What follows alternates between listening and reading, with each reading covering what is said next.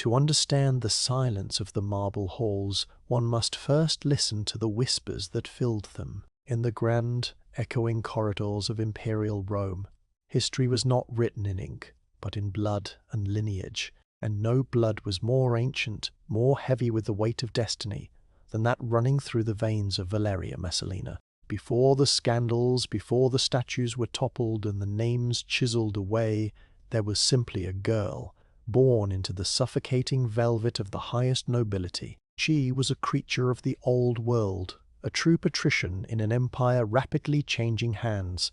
To look at her was to see the ghosts of the Republic and the dawn of the empire intertwined. She was the great-grandniece of Augustus, the founder of the peace, and a cousin to the erratic Caligula. Her family, the Valerii Messallae, stood as one of the few surviving pillars of the ancient aristocracy, a house that remembered a time before emperors, but nobility in the Julio-Claudian dynasty was not a shield. It was a target painted upon one's back. At an age when she should have been weaving wool and dreaming of a gentle suitor, Messalina was thrust into the cold, strategic machinery of dynastic marriage. She was perhaps 14 or 15 years old, a bloom scarcely opened when she was wed to her cousin Claudius. The match was a study in stark contrasts. Claudius was a man in the twilight of his middle years, nearly 50, known for his limp, his stutter, and his scholarly retreat into books. He was the family embarrassment hidden away in shadows while brighter stars burned out. To the young Messalina, full of life and sharp intelligence, this union must have felt like being tethered to a sinking stone. Yet, survival in those days required a chameleon soul. The early years of their marriage were spent in the terrifying orbit of the Emperor Caligula. In that court, a wrong word, a misplaced glance, or a failure to applaud could mean death. Messalina learned early that power was fragile, and that the only way to endure was to be useful, to be charming, and above all, to be watchful. She watched the unpredictable tempests of Caligula's moods, absorbing the lesson that would define her life. In Rome, you are either the hunter or the prey. Then came the moment the world tilted on its axis. The year 41 brought the flash of daggers in a covered walkway, ending Caligula's reign of terror. In the chaotic aftermath, the Praetorian Guard, seeking a puppet to legitimize their power, found Claudius cowering behind a curtain. They dragged him out not to kill him, but to hail him as Caesar. In a singular heartbeat, the teenage Messalina was transformed from the wife of an overlooked scholar into the empress of the known world. She did not shrink from the light. Instead, she stepped into it with a fierce protective instinct that surprised everyone. Shortly after Claudius took the throne, she gave birth to a son, Tiberius Claudius Germanicus, later known as Britannicus. This child was her anchor and her weapon. She was the first empress to bear a legitimate male heir to a reigning emperor, a feat that secured her position, but also placed a deadly premium on her life. Britannicus was the future, and Messalina appointed herself the guardian of that future. It is here that the histories diverge, splitting between the scandalous rumours of the tavern and the cold reality of the palace. The ancient historians, men like Suetonius and Tacitus, painted her as a monster of appetite, a woman consumed by an insatiable hunger for flesh. They whispered of a competition with the prostitute Scylla, a contest of endurance that the empress allegedly won, leaving the bedchamber exhausted but unsatisfied. They spoke of her sneaking out of the palace in a blonde wig to work in the brothels, seeking the anonymity of the gutter. But modern eyes see a different silhouette in the shadows. These lurid tales bear the hallmarks of political slander, the classic weapon used to strip a powerful woman of her agency. If Messalina used intimacy, it was likely not for pleasure, but for politics. In a world where women held no office and could command no legions, influence was traded in private rooms. By binding senators and generals to her through secrets and favors, she built a network of loyalty that bypassed the official channels. She was gathering a private army of influence, a protective ring around her son. Her ruthlessness was not madness, it was maternal desperation. She saw threats everywhere because they were everywhere. She struck against Julia Livilla, against the philosopher Seneca, against anyone who represented a rival branch of the family tree that might overshadow Britannicus. There is a story, perhaps apocryphal but telling, of her sending assassins to the nursery of the young Lucius Domitius Ahenobarbus the boy who would become Nero. The legend says the killers were frightened away by a snake slithering from beneath the child's pillow, a divine omen protecting the future tyrant. Whether true or not, the intent was clear. Messalina knew that for her son to rise, others had to fall. However, power is a heady wine, and Messalina eventually grew intoxicated by her own agency. She began to clash with the very machinery that kept Claudius on the throne, the powerful freedmen's secretaries, particularly Narcissus. These men were former slaves who now ran the empire's bureaucracy, and they viewed the old patrician aristocracy with deep suspicion. For years Messalina had worked with them in a fragile triumvirate, but when she orchestrated the execution of the secretary Polybius, the truce shattered. The freedmen realized that no one was safe from her ambition. They began to wait for her to make a mistake, and make it she did, in a spectacle so brazen that history still struggles to comprehend it. In the year 48, while Claudius was away in Ostia offering sacrifices, Messalina did the unthinkable. She publicly married her lover, the dashing consul-elect Gaius Silius. It was not a clandestine affair. It was a ceremony. There were witnesses, vows, and the sacred rituals of marriage. To the aging Claudius, it was presented as a confusing act of madness, or perhaps a ritual to avert bad omens. But to the political sharks circling the Palatine, it looks like a coup. Silius was young, popular, and capable. By joining with him, Messalina was likely attempting to replace the frail, aging Claudius with a stronger protector for Britannicus, ensuring her son's succession before the emperor died of natural causes. It was a gamble of breathtaking audacity, a patrician's attempt to seize the reins of the empire completely. Narcissus saw his opening. He rushed to Claudius, not with rumors of infidelity, but with the terrifying news of treason. He painted a picture of Silius as the new emperor and Messalina as the architect of Claudius's doom. The terrified emperor, always susceptible to the fears of those around him, was hustled back to Rome. The order was given. The coup, if that is what it was, had failed. Messalina retreated to the gardens of Lucullus, a sprawling estate of manicured hedges and marble fountains that she had once coveted and seized for herself. The gates were locked, but the silence of the gardens was heavy with the knowledge of what was coming. She was no longer the empress of the world. She was a frightened young woman of 28, huddled on the ground. With her was her mother, Domitia Lepida. They had been estranged for years, separated by the dizzying height of Messalina's power, but in the end, the mother returned the child. Domitia did not offer false hope. She understood the Roman way. She held out a dagger to her weeping daughter and spoke words of grim resolve. "Your life is over," she reportedly said. "Now all that remains is to make a dignified end." She urged Messalina to take the blade and pierce her own chest, to die with the stoic courage of their ancestors. Messalina took the weapon. Her hands, which had once signed death warrants and caressed the faces of lovers, now trembled uncontrollably. She pressed the steel against her throat, then her chest, but the will to extinguish her own light was not there. She was a creature of life, of vibrant, chaotic survival, and the finality of the metal was too cold, too absolute. The sound of heavy boots crunched on the gravel path.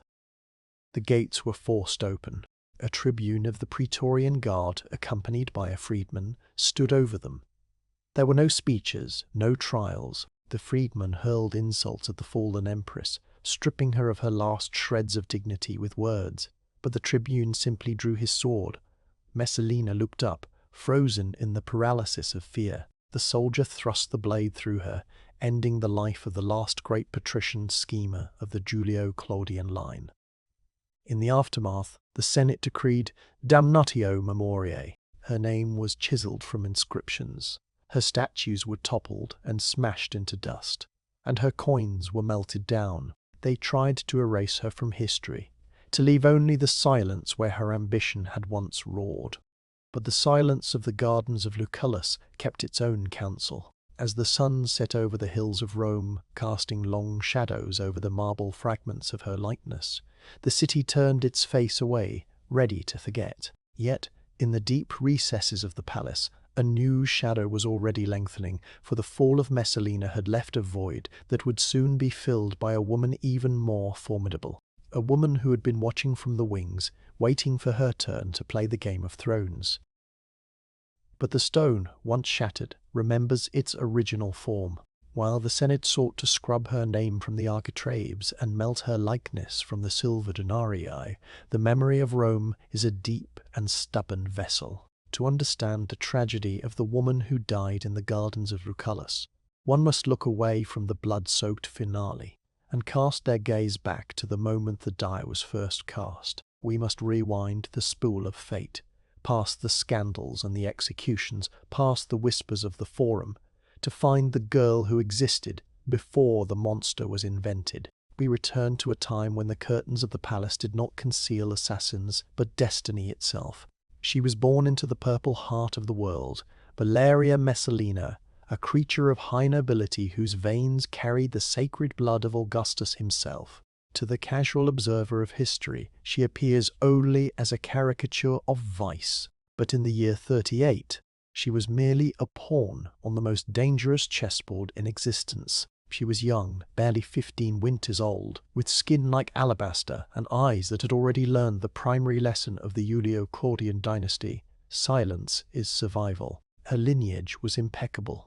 A great-grandniece of the first emperor, a scion of the Valerii Messallae, one of the few ancient patrician houses that had not yet been entirely extinguished by the purges of the Caesars. But nobility in Rome was a curse as often as it was a gift. It made her a piece of property to be traded, and the trade, when it came, was a baffling one. At 15, radiant with the bloom of youth, she was wed to her cousin, Tiberius Claudius Nero. To the court, this match seemed a cruel jest. Claudius was a man in his late 40s, a figure of ridicule who stammered when he spoke and dragged his right leg when he walked. He was the embarrassing uncle of the dynasty, a scholar who preferred the company of dusty scrolls to the sharp-edged banter of the elite. He was considered a half-wit by his own mother, a man kept alive only because he was deemed too inconsequential to kill. Yet young Messalina did not mock him. In the treacherous court of the reigning emperor, Caligula, a madman who claimed to be a living god and turned the palace into a theatre of cruelty, obscurity, was a shield. Being the wife of the fool was safer than being the wife of a rival. For 3 years she lived in this terrifying twilight, navigating the erratic moods of Caligula, smiling when ordered, and learning that in Rome, power was the only guarantee of another sunrise. She watched. She listened. She learned that morality was a luxury for the poor. For the powerful, there was only necessity. Then came the day the world broke open. It was January, in the year 41. The tension in the Palatine Palace had been pulled taut as a bowstring. The Praetorian Guard, the elite soldiers sworn to protect the emperor, had finally tired of Caligula's madness. The assassination was swift, brutal, and chaotic. Caligula was cut down in the narrow corridor, his blood staining the mosaic floors. The palace erupted into panic. Senators fled. Slaves vanished into the labyrinthine service tunnels, and the German bodyguards rampaged through the halls, seeking vengeance. Messalina, still a teenager, found herself in the eye of a hurricane. The dynasty was collapsing. By all logic, the slaughter should have extended to the entire family. But fate, as it often does in Rome, played a strange hand. In the midst of the looting and the screaming, a group of Praetorian soldiers was scouring the palace, looking for plunder, or perhaps more victims. In a deserted reception room behind a heavy velvet curtain, they saw a pair of feet protruding from the hem. A soldier, grinning at the prospect of finding a cowering slave, yanked the fabric aside. He did not find a slave. He found Claudius. The older man, terrified, fell to his knees, expecting the sword. He pleaded for his life, his stammer choking his words. But the soldier did not strike. Perhaps it was a whim, Or perhaps it was the realization that the army needed a figurehead to legitimize their coup. The soldier recognized him as the brother of the beloved general Germanicus. He lowered his sword, saluted, and hailed him as imperator. That moment, known in the hushed annals of the dynasty as the Night of the Curtains, changed everything. The soldiers lifted the trembling Claudius onto their shoulders and carried him to their camp, declaring him the ruler of the known world. Messalina, waiting in the terrified silence of her chambers, was no longer the wife of the family fool. The curtain had been pulled back for her as well. When the sun rose the next morning, the 15-year-old girl was the Empress of Rome. The transformation was absolute and intoxicating. The senators who had sneered at her husband now bowed until their foreheads touched the marble. The women who had dismissed her now clamoured for her favour. But Messalina possessed an instinct that her husband lacked. She understood that this power was fragile. Claudius was an accidental emperor installed by the sword, and the Senate resented him. He was vulnerable, trusting, and easily manipulated. If they were to survive, if she was to survive, she could not afford to be merely a decorative consort. She needed to be a player. The stakes were raised infinitely higher just weeks after the accession. In the cool quiet of the imperial bedchamber, Messalina gave birth to a son. They named him Tiberius Claudius Germanicus, but history would know him as Britannicus. The birth of the boy changed the chemistry of the court. For the first time in the history of the Principate, a reigning emperor had a legitimate son born in the purple. Britannicus was not just a child. He was the living embodiment of the succession, the future of the dynasty. And for Messalina, he was the ultimate vulnerability. Every rival branch of the family, every ambitious senator, every general with a legion behind him was now a potential murderer of her child. The maternal instinct in Messalina fused with the ruthless pragmatism she had learned under Caligula, forging a steel spine within the young empress. She looked at her husband kind, scholarly, but weak and easily swayed by his powerful freedman advisers, and realized that she alone stood between her son and the abyss. She could not rely on Claudius to see the knives in the dark. She would have to see them for him.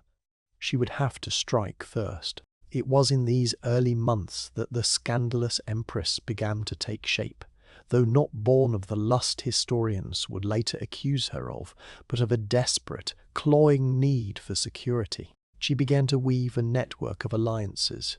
In a world where women held no office and could not speak in the Senate, she found other ways to bind men to her will.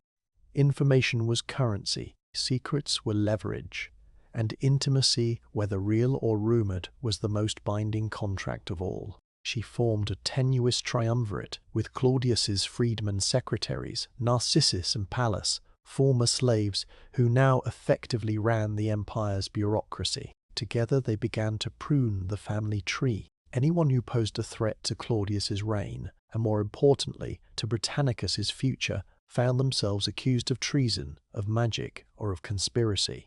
The court whispered that the young empress was insatiable, but they misunderstood the nature of her hunger. She was not hungry for pleasure, she was starving for safety. She moved through the corridors of the Palatine like a beautiful poisonous flower, her eyes always scanning the horizon for the next threat. She saw enemies everywhere, in the smiles of the Julia Livilla, the emperor's niece, in the stoic philosophy of Seneca, in the shadow of anyone who looked too long at the throne. As the years of Claudius's reign began to unfold, the timid girl who had hidden during the terror of Caligula evaporated. In her place stood a woman who realized that in the theatre of Rome, the one who controls the curtain controls the play. She had seen her husband pulled from behind the velvet to be made a god. She was determined that her son would not be pulled from behind it to be made a corpse. But power is a potent wine, and it is easy to drink too deep. As Messalina consolidated her hold on the emperor's heart and the empire's fear, the line between protecting her son and indulging her own absolute agency began to blur. The Night of the Curtains had given her the world, but it had also trapped her in a role she could never step out of. She was the mother of the heir, the keeper of the gate, and she would destroy anything that tried to force its way through. The tragedy was not that she was wicked, but that she was terrified. And terror in the hands of an empress is a weapon that eventually cuts the hand that wields it. As the sun set on the early years of the reign, the shadows in the palace grew longer, and Messalina, emboldened by her successes, began to look not just for survival, but for dominion. She turned her gaze toward a new target, a man named Polybius, one of the very freedmen who had helped her rise, unaware that in striking at the pillars of the throne, she risked bringing the roof down upon herself. To strike at Polybius was to strike at the machinery of the empire itself, yet Messalina moved with the confidence of a woman who believed she was untouchable, and perhaps, for a time, she was. To understand this fatal hubris, this intoxicating belief that she could rearrange the stars of the Roman court at will, one must look away from the scandalous whispers of the marketplace and into the cradle of her true power. She was not merely a tempest of desire, as her detractors would later claim, but a daughter of the high aristocracy, a woman whose lineage commanded the very stones of the Palatine to listen. Messalina was born of the Valerii Messallae, one of the few ancient patrician houses that had survived the bloodletting of the civil wars. More importantly, the blood of Augustus pulsed through her veins. She was the great-grandniece of the first emperor and a cousin to the mad Caligula. From the moment she drew breath, she was a pawn on the most dangerous chessboard in history. Raised in a world where a wrong word meant death and silence was the only shield. When she was merely a girl of 14 or 15, barely out of childhood, she was given in marriage to Claudius, a man more than 30 years her senior. At the time, Claudius was a historical curiosity, a limping, stuttering scholar who hid in his library to escape the murderous gaze of Caligula. For the young Messalina, these early years were a masterclass in survival. She watched the unpredictable cruelty of Caligula's court, learning that power was not about laws or traditions, but about perception and the ruthless elimination of threats. When Caligula fell to the assassin's blade and the Praetorian Guard dragged her trembling husband from behind a curtain to proclaim him emperor, the teenage girl suddenly found herself the empress of the known world. It was a transformation as violent as it was sudden, thrusting a child into the role of a goddess. But her true hold on the throne, the golden prize that elevated her above all rivals, arrived just weeks later. In the quiet sanctity of the imperial birthing chamber, Messalina gave the world what it desperately craved, a son. She named him Tiberius Claudius Germanicus, later known as Britannicus. He was the first legitimate male heir born to a reigning emperor in the history of the Principate. In a dynasty plagued by barrenness and adoption, Britannicus was a miracle. He was the living insurance policy of the regime, and as his mother, Messalina became the guardian of the future. This maternal fierce protection became the engine of her so-called tyranny. Historians would later paint her actions with the brush of simple lust, detailing competitions with prostitutes and endless nights of debauchery. But the modern eye sees a sharper, colder logic at work. In a world where women held no office and could command no legions, influence was the only currency. Every affair was a transaction. Every seduction was the forging of a private alliance. By binding powerful senators and generals to her bed, she bound them to her cause, creating a network of men whose lives and secrets were inextricably headers to hers. They were her private army, a shield wall erected to protect the fragile life of her son. She saw threats everywhere, often before they fully materialized. It was whispered that she sent assassins to the nursery of a young boy named Nero, the son of her rival Agrippina, fearing he might one day challenge Britannicus. The legend says the killers fled in terror when a serpent slithered from beneath the sleeping child's pillow, a sign of divine protection. Whether myth or history, the story underscores the lethal stakes of the game she played. She destroyed Julia Livilla, she banished Seneca, and she cut away the branches of the family tree that might cast a shadow on her son. Yet, power is a narcotic that demands ever higher doses. The execution of the secretary Polybius was the turning point where protection curdled into arrogance. By killing one of the powerful freedmen who managed the empire, she shattered the delicate triumvirate that had sustained her. Narcissus and Pallas, the other secretaries, watched Polybius fall and realized that no one was safe. The Empress was no longer a partner, she was a predator. It was in this atmosphere of fracturing alliances that Messalina made her final, fatal move. In 48 CE, while the aging Claudius was away at the port of Ostia, overseeing the grain fleets, Messalina orchestrated an event so audacious that it defies belief. She publicly married her lover, the handsome and popular consul-elect Gaius Silius. This was not a clandestine tryst. It was a formal ceremony, complete with the ritual cutting of the cake, the presence of witnesses, and the solemn vows of matrimony. The city held its breath. Was the emperor dead? Was this a coup? Historians suggest that this was indeed a desperate political gamble. Silius was young, vigorous, and patrician, a far more capable protector for Britannicus than the infirm Claudius. Messalina, sensing the winds changing, likely sought to replace her husband before he died naturally, ensuring she remained the power behind the throne. But she had miscalculated the loyalty of the freedman. Narcissus saw the marriage not as a scandal, but as high treason. He raced to Ostia, intercepted Claudius, and terrified the emperor with tales of a usurper seizing Rome. He ensured that Claudius did not return to the palace, where Messalina might sway him with tears and memories, but instead took him straight to the Praetorian camp. The dream collapsed in a single afternoon. The wedding guests scattered into the shadows as the rumours of the emperor's return turned to the thunder of marching boots. Messalina, abandoned by her fair-weather court, fled to the gardens of Lucullus's sprawling estate she had once coveted and seized from a rival.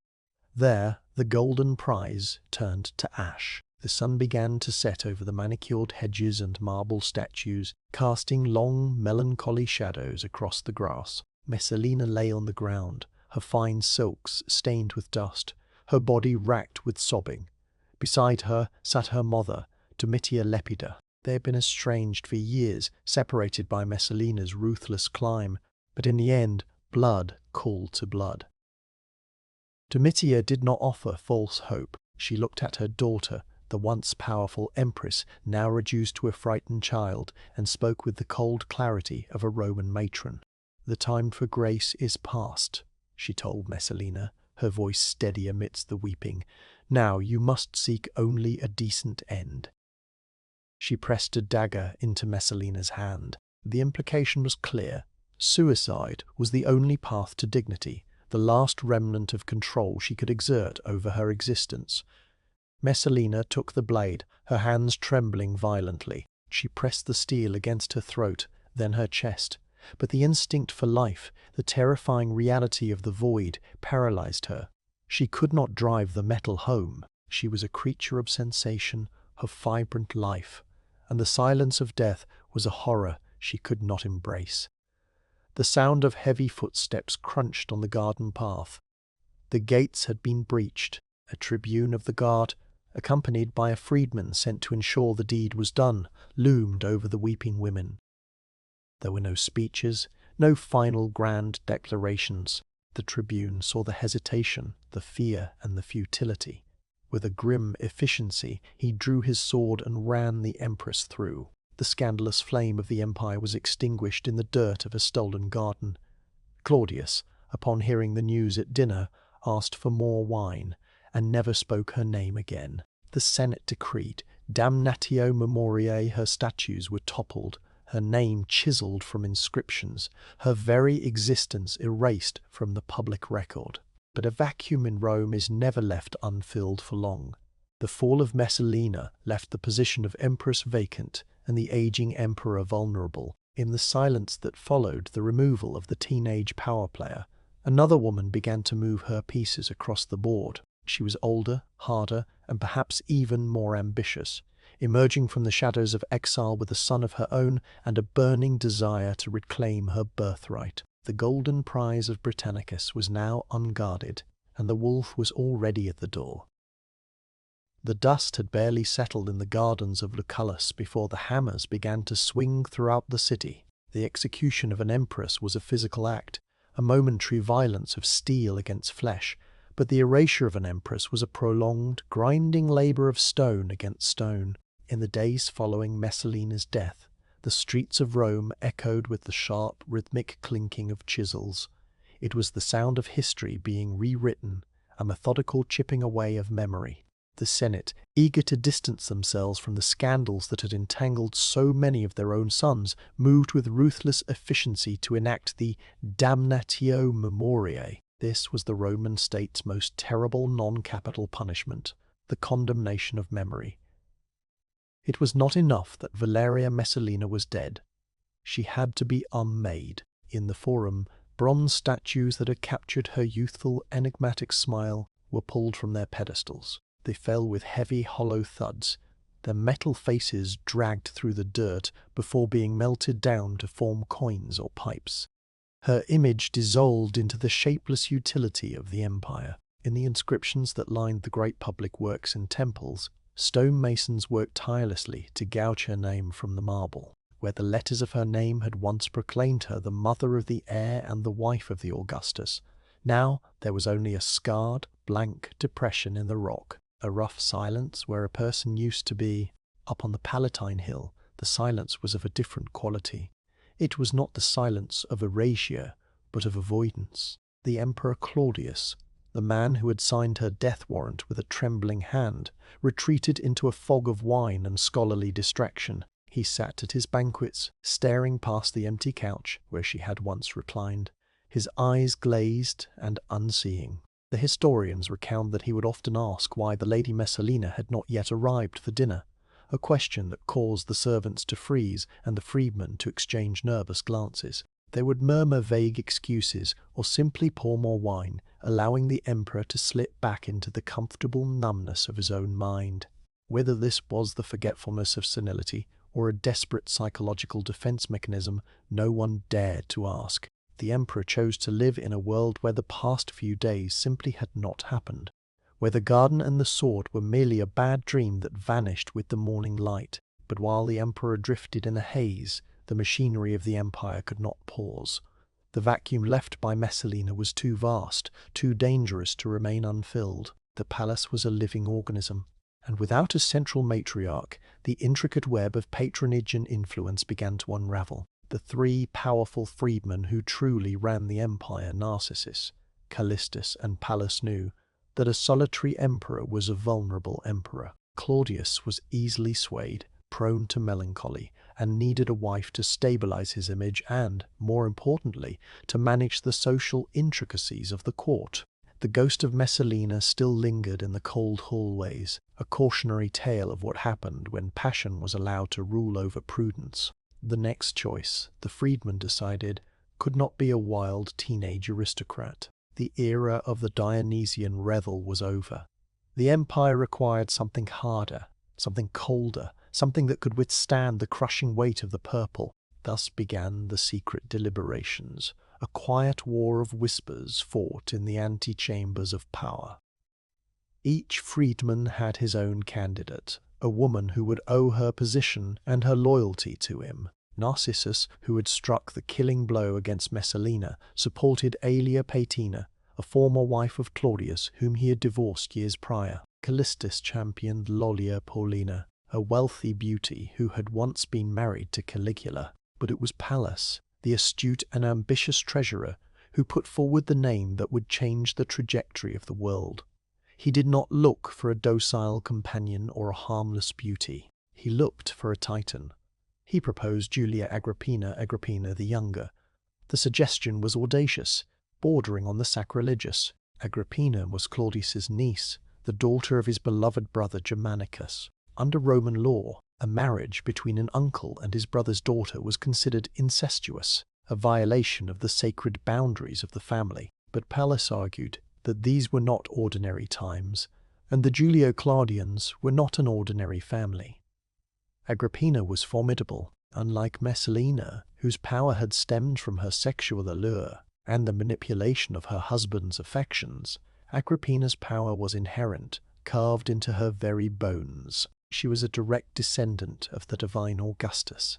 She was the sister of the late emperor Caligula. She had been born in a military camp on the Rhine, raised amidst the clash of legions, and had survived the murderous purges that had wiped out nearly her entire family. She was a woman forged in fire and ice, a survivor who carried the ghosts of her ancestors like armor. Pallas whispered into Claudius's ear, extolling the virtues of uniting the two branches of the imperial house.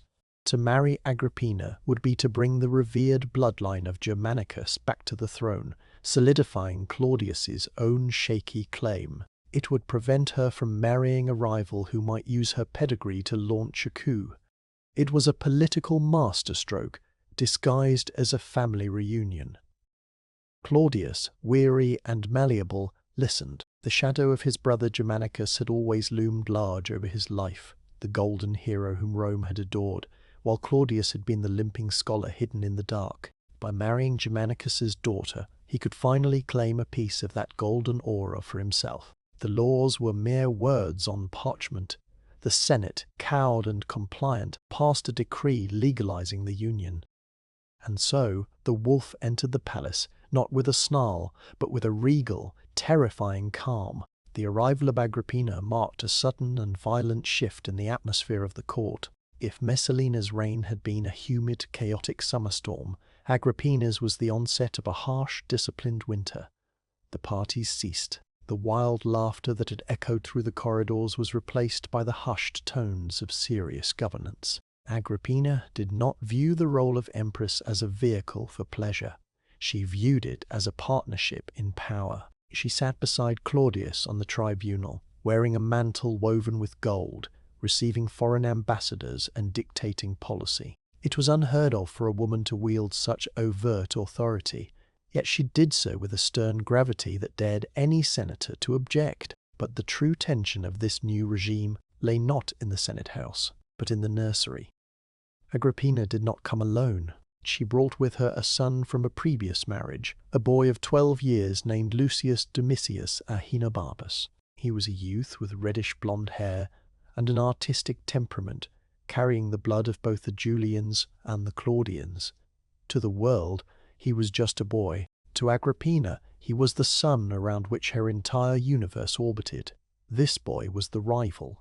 In the royal nursery, another boy played Britannicus, the son of Claudius and the erased Messalina. He was the rightful heir, the first son born to a reigning emperor, the boy whose birth had been celebrated on coinage and in poetry. But now he was a child without a mother, navigating a palace that had turned cold and unfamiliar.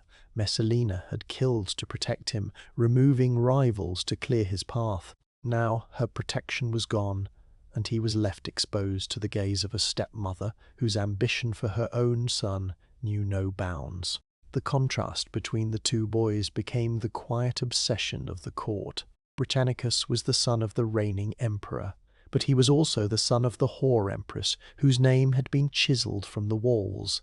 His existence was a reminder of the scandal Claudius wished to forget. Agrippina's son, however, was the grandson of the beloved Germanicus. Agrippina worked tirelessly to promote him, pushing him into the light while subtly manoeuvring Britannicus into the shadows. She began to weave her web. She recalled the philosopher Seneca from exile, the very man Messalina had banished, and installed him as the tutor for her son. This was a calculated signal. The intellectual and moral weight of the empire was shifting toward the new arrival. She charmed the Praetorian Guard, reminding them that her son was the descendant of the general they had once worshipped.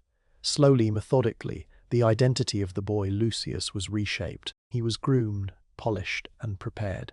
And then, in a final act of symbolic absorption, Agrippina convinced Claudius to do the unthinkable, to adopt her son as his own. The boy Lucius Domitius Ahenobarbus shed his old name like a snake shedding its skin. He was given a new name, a name that carried the weight of the dynasty, a name that would one day burn itself into the history of the world with fire and blood. He became Nero. With the adoption complete, the tragedy of Britannicus deepened. He was no longer the sole heir.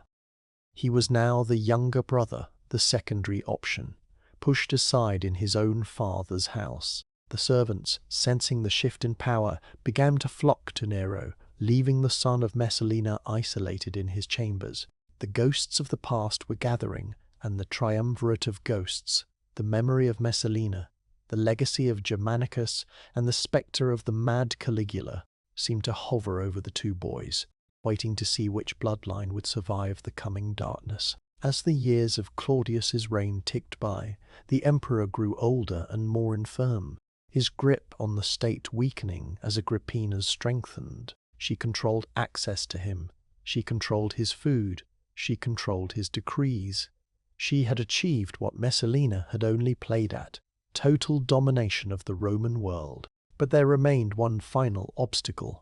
As long as Claudius lived, Britannicus had a chance. As the boy grew older, approaching the age of manhood, the toga virilis, voices in the court began to whisper that perhaps the natural son should not be so easily discarded. Agrippina heard these whispers. She saw the way Claudius, in his moments of clarity, looked at his own son with a pang of regret and affection. She knew that time was running out. The board was set, the pieces were in position, and the end game was approaching. The air in the palace grew thick with anticipation, a heavy, suffocating silence that smelled of poison and inevitability. The transition of power would not be left to chance. It would be crafted by the hands of a mother who would burn the world to see her son crowned.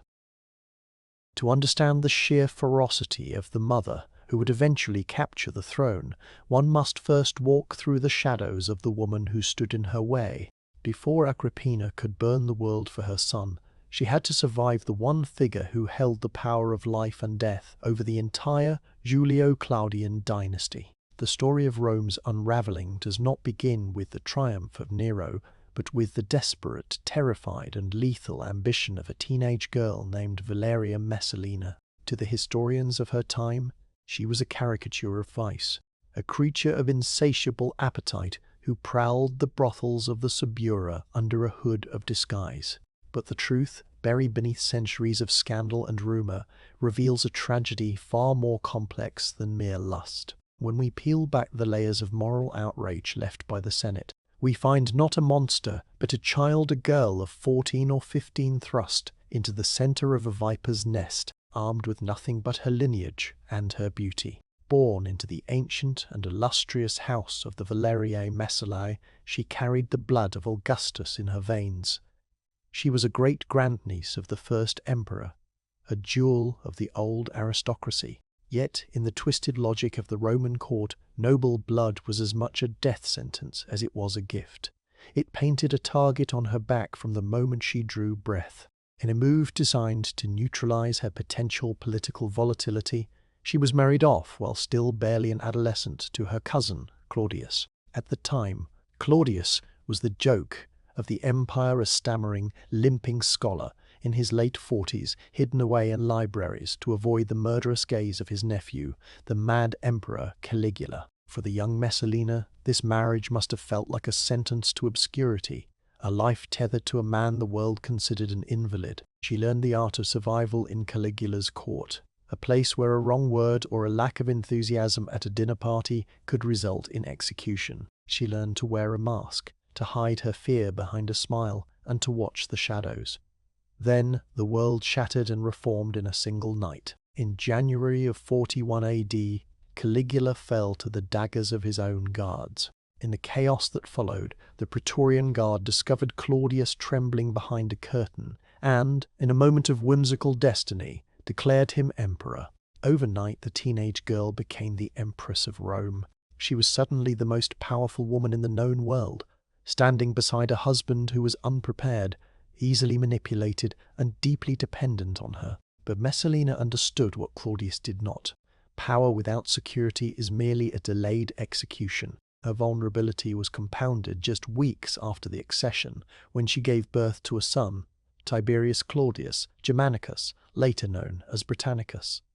This child changed everything. For the first time in the history of the Principate, a reigning emperor had a legitimate biological son born in the purple. Britannicus was the ultimate prize, the future of the empire, and the sole obsession of Messalina's life. But his existence also awakened every sleeping threat in Rome. Every other claimant, every other branch of the family tree, was now an obstacle to her son's survival.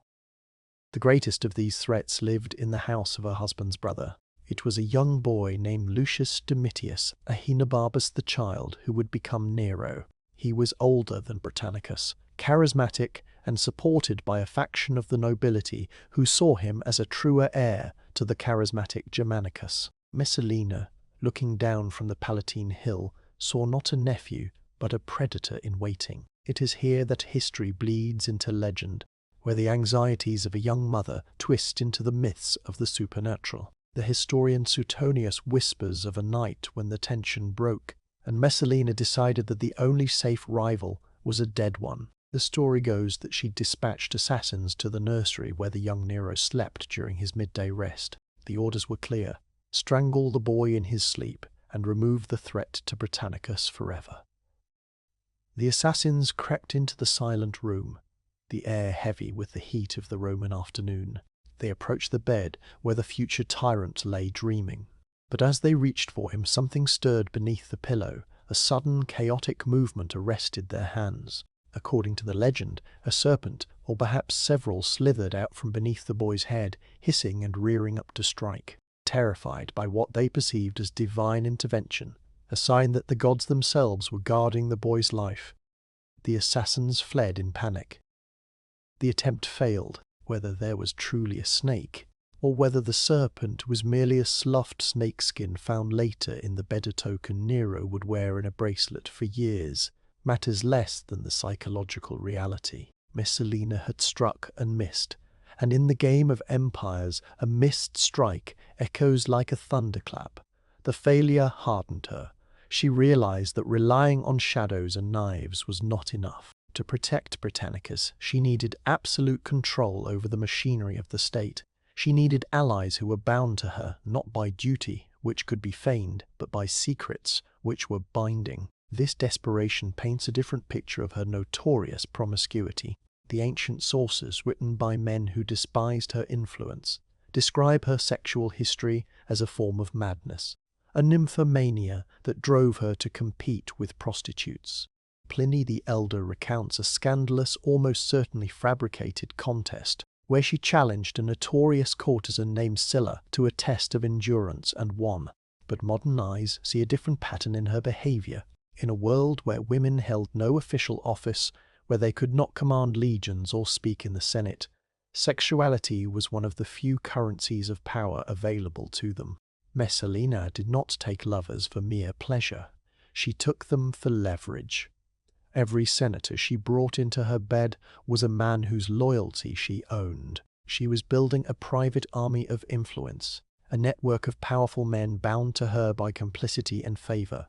She was creating a buffer zone of bodies between the world and her son. She ruled through a triumvirate of influence, aligning herself with Claudius's powerful freedmen, particularly the secretary Narcissus. Together they orchestrated the fall of anyone who threatened the dynasty. She destroyed Julia Livilla, Caligula's sister. She nearly destroyed the philosopher Seneca, forcing him into exile. For a time she was untouchable, a teenage queen moving pieces on a board that spanned continents. But the isolation of power breeds a dangerous arrogance. In 47 AD, she made a fatal miscalculation. She turned against the very machinery that supported her. She orchestrated the execution of Polybius, one of the powerful freedmen's secretaries. It was a show of strength intended to assert her dominance, to prove that she needed no one. Instead, it sent a chilling message to the other freedmen, including Narcissus. If she could kill Polybius, she could kill any of them. The alliance that protected her fractured. The freedmen, once her tools, became her watchers. They waited for a slip, a moment of weakness, a reason to bring her down before she turned her gaze toward them. And Messalina, driven by a cocktail of fear, ambition, and perhaps a fatalistic desire to force the hand of destiny, gave them exactly what they needed. As the precariousness of her position grew, as she watched the aging Claudius weaken, she began to look for a new protector, someone younger, stronger, and more capable of securing Britannicus's future. When the old emperor finally died, her eyes fell upon Gaius Silius, the most handsome man in Rome, the consul-elect. It was not a romance. It was a coup in the making. She did not just want a lover. She wanted a regent. In her mind, the only way to save her son was to replace his father. The air on the Palatine grew heavy with the scent of treason. The whispers stopped, replaced by the silent, terrifying friction of a plot in motion. The teenage empress, the survivor of Caligula's court, the mother of the heir, was preparing to make her final, fatal gamble. She would not wait for the axe to fall. She would swing it herself. The serpent was no longer in the pillow. It was coiled around the throne, and Messalina was ready to tighten her grip. To understand the magnitude of the gamble Messalina was about to take, one must first peel away the layers of scandalous paint that had been plastered over her image for 2,000 years. The history books, written almost exclusively by men who served the emperors that came after her, tell us that she was a monster of unbridled lust. They call her the Meretrix Augusta, the whore empress. They whisper of a woman driven by a voracious biological madness, a creature who prowled the brothels of Rome in a blonde wig, selling her body for copper coins, merely for the thrill of degradation.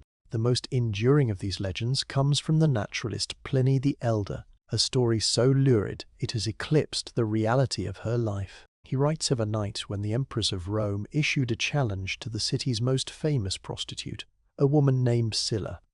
It was to be a tournament of endurance. The story goes that while the emperor slept, unaware and foolish, his young wife engaged in a marathon of the flesh, conquering 25 lovers in a single span of 24 hours, forcing the professional Sylla to retire in exhaustion while Messalina remained unsatisfied. It is a striking image, one that has titillated readers for centuries, but if we listen closely to the silence between the lines of history, a different picture emerges. This was not the diary of a nymphomaniac. It was the weaponized slander of a political class terrified of a woman with power. In the Roman world, there was no category for a female politician. A woman who exerted influence, who maneuvered senators, who commanded the loyalty of generals, could not simply be called ambitious. She had to be called depraved. To strip a woman of her political agency, one had to strip her of her moral dignity. By painting Messalina as a beast of appetite, her enemies could dismiss her intelligence. If she was merely a body seeking pleasure, she was not a mind seeking a dynasty. But Messalina was, above all else, a Valerii. She was born of the oldest blood in Rome, a great-grandniece of Augustus himself. She understood that in the imperial court, survival was a function of alliances. The men she brought into her bed, influential senators, wealthy knights, powerful military commanders, were not merely lovers. They were partisans. In a world where she could hold no office and speak in no senate, the bedroom was her council chamber. She traded intimacy for loyalty, binding these men to her and, more importantly, to her son Britannicus. She was building a private army of secrets, a network of powerful men who were complicit in her treason and thus invested in her survival. This was the context for the autumn of 48 AD. The air was crisp, the leaves turning the colour of dried blood along the Tiber, and the Emperor Claudius had left the city. He had travelled to the port of Ostia to oversee sacrifices to the gods, leaving the capital under the watchful, terrifying gaze of his young wife. Messalina saw her window. It was a moment of supreme hubris, or perhaps supreme desperation. She did not merely take Gaius Silius as a lover. She decided to marry him. It is an event that baffles historians to this day. A bigamous marriage, performed openly in the heart of Rome while the emperor still lived. Yet, to Messalina, it was likely a calculated political coup. Claudius was old, frail, and easily manipulated by his freedmen. Messalina feared that when he died, she and her son would be defenseless against the circling sharks of the Julio-Claudian family, specifically Agrippina and her son Nero. Messalina needed a regent. She needed a man like Silius young, handsome, politically popular, and a consul-elect to stand beside her. She intended to replace the weak old man with a strong young one, preserving the throne for Britannicus until he came of age. The wedding was held in the gardens of Lucullus, a sprawling estate of fountains and marble statuary that Messalina had coveted and seized for herself. It was the festival of the vintage. the gardens were transformed into a Dionysian tableau. Vats of wine were pressed, the juice flowing like purple rivers. Choruses of women dressed as Bacchantes danced with flowing hair, chanting in the autumn light. Messalina, wearing the yellow veil of a bride, stood beside Silius, who wore the ivy wreath of the groom. They exchanged vows, they sacrificed to the gods. They publicly enacted the ritual of marriage, declaring the old regime over and the new one begun. It was a scene of intoxicated triumph. The guests, the elite of Rome who had cast their lot with the empress, laughed and drank, believing the transfer of power was a fait accompli. One guest, a physician named Vettius Valens, climbed a high tree in the garden. When asked what he saw, he jokingly replied, "I see a storm coming from Ostia." His words were prophecy. The storm was Narcissus. The emperor's most powerful secretary had not been invited to the coup, and he knew that if Silius and Messalina succeeded, his life was forfeit. He raced to Ostia, bypassing the usual protocols, and threw himself at the feet of Claudius. He did not speak of treason, he spoke of humiliation. He told the emperor, "Do you know that you are a widower? Silius has married your wife. Unless you act, he controls the city." Claudius, a man whose entire life had been defined by fear, collapsed into panic. He asked only one question, "Am I still emperor?" Narcissus bundled the terrified Caesar into a carriage and began the race back to Rome. He took command of the Praetorian Guard, knowing that Claudius was too weak to give the order for execution. The road from Ostia to Rome became a timeline of doom. Back in the gardens of Lucullus, the revelry shattered. Rumors arrived on sweating horses. Claudius was coming. He was alive. He was furious. And he was bringing the guard. The party evaporated. The senators and knights who had pledged their loyalty to the new couple tore off their garlands and fled into the twilight, desperate to be found elsewhere. Anywhere but there. Messalina was left alone. The music stopped. The wine soured. The illusion of her invincibility dissolved like mist. She did what she had always done. She prepared to confront Claudius. She knew his heart. She knew he loved her, or at least that he was addicted to her. If she could just reach him, if she could weep upon his chest and show him their children, she might survive. She sent for Britannicus and his sister Octavia. She dressed in simple, unadorned robes. She walked out of the gardens and onto the road, accompanied only by 3 people, a staggering fall for the woman who had ruled the world hours before. She eventually found a cart used for hauling garden refuse and climbed into it, riding toward the city in the dust and dirt. But Narcissus had foreseen this. As Messalina's cart approached the emperor's carriage on the road, she cried out, "Here the mother of your children!" Narcissus drowned out her voice, shouting lists of her crimes, handing Claudius a scroll detailing her affairs to keep his eyes from looking at her. The carriage thundered past her, leaving her choking in the dust. The gates of mercy had slammed shut. Messalina retreated to the gardens of Lucullus, the scene of her wedding, now the scene of her wake. She was joined there by her mother, Domitia Lepida. They had been estranged for years. Domitia disapproved of her daughter's ruthless life, but in the end, blood called to blood. The mother looked at the daughter, who was lying on the ground, weeping and dishevelled, tearing at her clothes. "Your life is over," Domitia said, her voice cold but steady. "There is nothing left but to make a decent end." She offered Messalina a dagger. The code of the nobility demanded suicide. To die by one's own hand was to retain a shred of honor. Messalina took the blade. Her hands trembled violently. She placed the point against her throat, then her chest, but she could not drive it home. The survival instinct that had kept her alive in Caligula's court, the primal will to live that had driven her every ambition, would not let her destroy herself. She was 28 years old. She did not want to be a myth. She wanted to breathe. The sound of heavy boots crunched on the gravel. The tribune of the guard had arrived, accompanied by a former slave who hurled insults at the fallen empress. Messalina looked up, the dagger shaking in her hand. She was paralyzed by terror. The tribune said nothing. He drew his sword. With a single practiced thrust, he drove the blade through her neck. The Empress of Rome died not in a palace, but in the dirt of a stolen garden, her ambitions spilling out with her blood.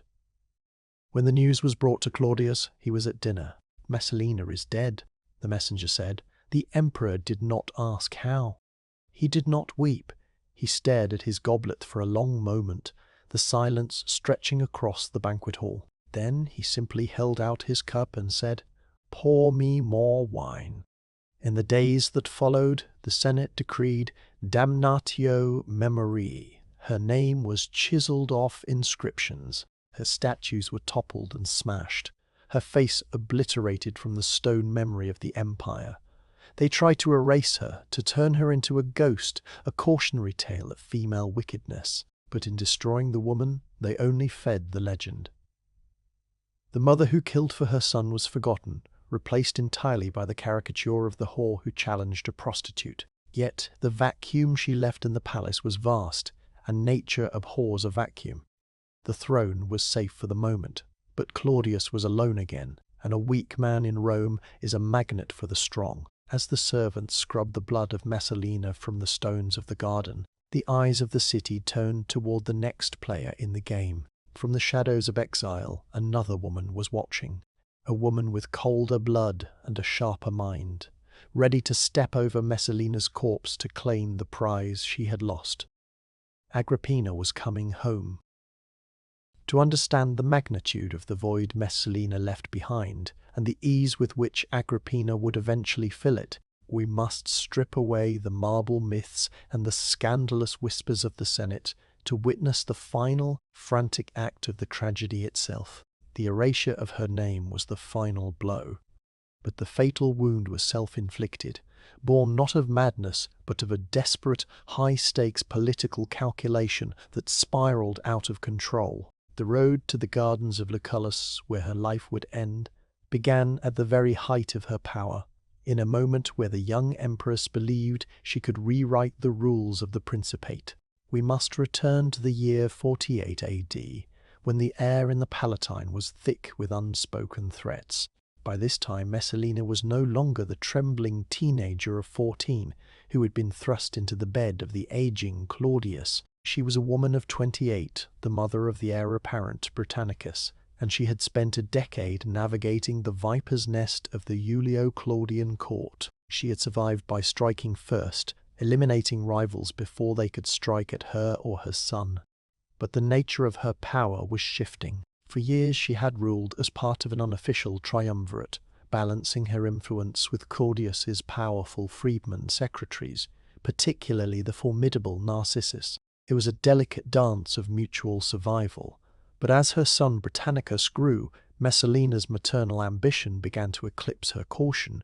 The fatal overreach began with a miscalculation of alliances. In 47 AD, she had orchestrated the downfall of Polybius, one of the key freedman secretaries. It was a display of dominance intended to show that the empress was untouchable, but it had the opposite effect. It terrified the remaining freedmen. Narcissus and Pallas realized that if Polybius could fall, they could be next. The alliance was broken. Messalina was now isolated, surrounded by men who viewed her not as a partner, but as an existential threat. Simultaneously, the health and longevity of the Emperor Claudius were in question. He was nearing 60, frail, and often easily manipulated. Messalina, looking at her young son Britannicus, saw a terrifying vulnerability. If Claudius died before Britannicus came of age, the boy would be encircled by wolves. She needed a protector. She needed a regent who was stronger than Claudius, someone who could hold the legions and the Senate until her son was ready to rule. Enter Gaius Silius. History, written by her enemies, calls Silius her lover, a victim of her insatiable lust. But the modern eye sees Silius for what he likely was, a political coup. Silius was the consul-elect, young, handsome, popular with the people, and wealthy. He was everything Claudius was not. Messalina did not merely seduce him, she recruited him, in the dangerous calculus of her mind, replacing the faltering Claudius with the vigorous Silius, was the only way to secure the throne for her son. It was treason, certainly, but in her eyes it was a necessary act of maternal survival. The audacity of the plan culminated in October of 48 AD. Claudius had travelled to the port city of Ostia to inspect the grain shipments, leaving the capital unsupervised. In his absence, Messalina and Silius staged an event so brazen that historians still struggle to comprehend its intent. They held a public wedding ceremony. It was the season of the vintage festival, a time of wine and harvest. The gardens of the palace were transformed into a Bacchic frenzy. Vats of wine were pressed, the juice flowing like dark blood. Women dressed as bacchantes in animal skins, their hair loose, dancing with torches. The atmosphere was one of intoxicating madness, a fever dream of autumn leaves and hysteria. In the centre of it all sat Messalina and Gaius Silius on a high nuptial couch, dressed in the ceremonial garb of bride and groom. Was it a literal marriage, a mystical ritual to transfer the luck of the empire? Or was it the declaration of a new regime? To the onlookers, it looked like a coronation. But the eyes of the freedman were watching. Narcissus, seeing his opportunity to destroy the woman who had threatened him, did not hesitate. He dispatched messengers to Ostia, not to whisper rumours, but to deliver a terrifying certainty to Claudius. The Empress has married another. You are no longer emperor in Rome. Silius is master. The effect on Claudius was catastrophic. The scholar emperor, usually so placid, was gripped by a primal panic. He rushed back to Rome, trembling not with rage, but with the fear that the Praetorian Guard had already defected. Narcissus, taking command of the situation, ensured that Claudius did not soften. He prevented Messalina from reaching her husband, blocking her path as she ran along the road from Rome to Ostia, dishevelled and pleading, holding up her children, Britannicus and Octavia like shields, to remind Claudius of his paternity. Narcissus ordered the carriage to drive on, drowning out her cries with a recital of her crimes, handing Claudius a scroll listing her infidelities. The gates of the palace were barred to her. The gamble had failed. The coup had collapsed before it had even truly begun. Messalina retreated to the gardens of Lucullus ironically, a beautiful estate she had seized from a rival years earlier. The vintage party had evaporated, the guests fleeing into the shadows at the news of the emperor's return. She was left alone with the wreckage of her ambition. It was here, in the cold twilight of the garden, that the final scene played out. She was no longer the Empress of Rome. She was a 28-year-old woman lying on the ground in a torn tunic, weeping. Beside her sat her mother, Domitia Lepida. They had been estranged for years. Messalina's rise had distanced her from her family, but in the end the mother returned to oversee the daughter's exit. Domitia Lepida was a woman of the old aristocracy, heartened by the brutal history of her bloodline. She did not offer false hope. She looked at her weeping daughter and offered the only advice a Roman matron could give in such a moment. "Your life is over," she reportedly said, her voice steady amidst the sobbing. "All that remains is to make a decent end." She handed Messalina a dagger. The instruction was clear. Suicide was the only way to preserve a shred of dignity, to die by one's own hand rather than the executioner's. Messalina took the blade. Her hands, which had signed death warrants and caressed the faces of future emperors, were trembling violently. She placed the point against her throat, then her chest, but the instinct for life was too strong. She could not drive the metal home. She was a creature of vitality, of strategy. Of life-death was a foreign country she was terrified to enter. While she hesitated, the gates of the garden burst open. A tribune of the Praetorian Guard, accompanied by one of the freedmen, marched in. There were no formalities, no trial. The order had been given. The tribune stood over her, silent and professional. The freedman, unable to contain his malice, hurled insults at the fallen woman, but the soldier simply drew his sword. Messalina looked up, the dagger slipping from her useless fingers. The soldier struck with a single powerful thrust, running her through. Back at the palace, Claudius was sitting down to dinner. The table was set, the wine was poured. A servant entered and whispered a short, ambiguous phrase, "Messalina has perished." They did not say whether it was by her own hand or another's. Claudius did not ask. He did not weep. He did not speak her name. He simply gestured for his cup to be filled and continued his meal in a heavy, impenetrable silence. In the days that followed, the Senate moved quickly to sanitize the history of the city. The statues were pulled down with ropes, crashing onto the marble pavements, shattering the face that had once commanded legions. Her name was chiseled out of inscriptions, leaving rough, blank scars on the stone. But as the dust settled over the smashed marble and the Capitol returned to its uneasy rhythm, the silence in the palace grew deafening. Claudius was alone. The freedmen were anxious, and the dynastic line hung by a thread. The removal of Messalina had solved the immediate crisis of the overreach, but it had created a new problem.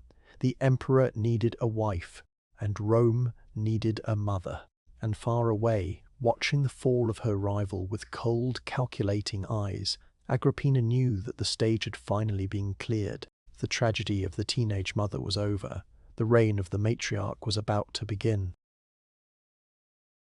The autumn of 48 CE arrived in Rome not with a cooling rain, but with a golden, heavy heat that seemed to ripen the city like oversweet fruit. The empire was holding its breath. Claudius, the aging emperor, had departed for the port city of Ostia to oversee the grain shipments, leaving the Palatine Hill in a state of suspended animation. It was in this vacuum of authority that Valeria Messalina, the empress who had navigated the lethal currents of the court since her teenage years, made her final, fatal move. It was the season of the grape harvest, the time of Bacchus, and in the sprawling, manicured gardens of Lucullus Gardens she had ruthlessly confiscated for her own pleasure. Messalina staged a spectacle that would become known as the Vintage of Doom. The atmosphere in the gardens was thick with the scent of crushed grapes and heavy perfume. This was not merely a party, it was a piece of political theatre disguised as a bacchanal. Messalina, dressed in the flowing saffron robes of a devotee, her hair loose and wild, moved through the crowds of senators, knights, and noblewomen who had flocked to her side. They were there to celebrate the Vinalia, the festival of the harvest, but beneath the music of flutes and drums, a far more dangerous ritual was unfolding. In the center of the garden, a marriage bed had been prepared. The man standing beside her was Gaius Silius, the designated consul, young, handsome, and undeniably ambitious. He was the antithesis of the limping, stuttering Claudius. In the eyes of the intoxicated court, Silius looked like a true leader, a man capable of steering Rome into a new era. Messalina was not merely indulging a romantic whim. She was orchestrating a dynastic shift.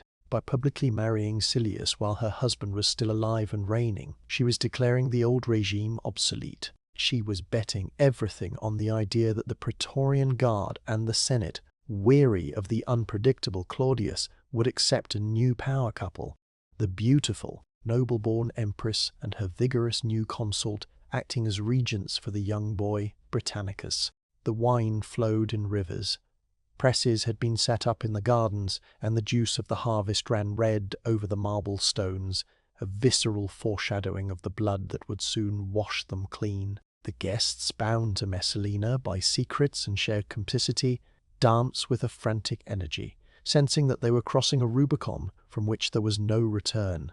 They were the Empress's private army of loyalists, and this was their declaration of war against the freedmen who controlled the emperor. But the freedmen were watching. Narcissus, the most cunning of Claudius's secretaries, understood immediately what the marriage meant. It was not a scandal, it was a coup. If Messalina succeeded in installing Silius as the protector of the throne, the freedmen who derived their power solely from Claudius would be the first to be purged. Narcissus knew that survival required swift, brutal action.